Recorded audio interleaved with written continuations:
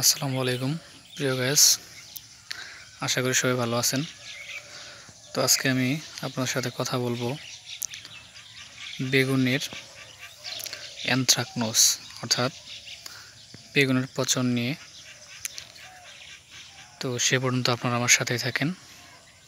তো এই মুহূর্তে আমি দাঁড়িয়ে আছি একটু বেগুনের প্লটে। তো এই জায়গায় আমি আপনাদেরকে দেখাবো বেগুনের যে কলিগুলো, সেই কলিটা কীভাবে পচনজনিত কারণে ওটা থেকে খসে আসে। তো এটা একটা মারাত্মক রোগ। সঠিক সময়ে যদি সঠিক চিকিৎসা না নেওয়া হয় সেক্ষেত্রে দেখবেন আপনার বেগুনের ফলন কমে আসবে এবং কি খরচের পরিমাণটা বেশি হবে।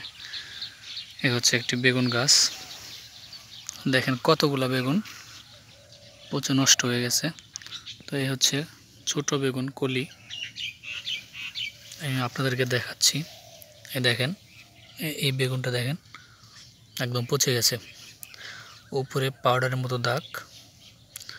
এটা আস্তে আস্তে দেখবেন খসে আসবে বোটা থেকে।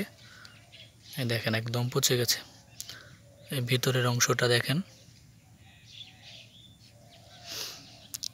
তো এই হচ্ছে কন্ডিশন।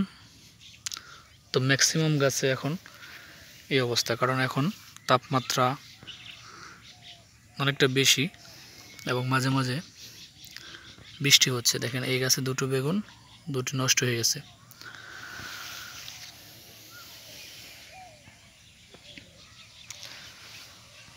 তো এই রোগটা বৃষ্টির সময় বেশি থাকে, যখন দেখবেন বৃষ্টি তখন এই রোগটা বেশি আক্রমণ করে।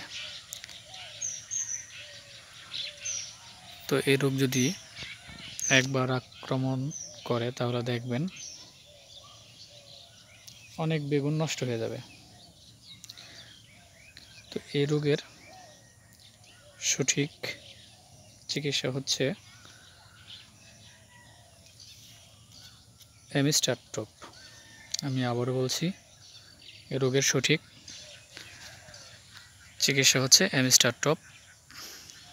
প্রতি লিটারে 1 ml হারে ব্যবহার করবেন, তাহলে এই পচনজনিত রোগ আর জমিতে আসবে না। আপনার জমি সুস্থ সুন্দর থাকবে এবং বেগুনের কালারটা অনেক সুন্দর হবে। তো আপনারা চাইলে প্রতিরোধ হিসেবে এই অ্যামিস্টার টপ প্রতি 7 থেকে 10 দিন পরপর ব্যবহার করতে পারেন, যাতে এই রোগটা জমিতে না আসে।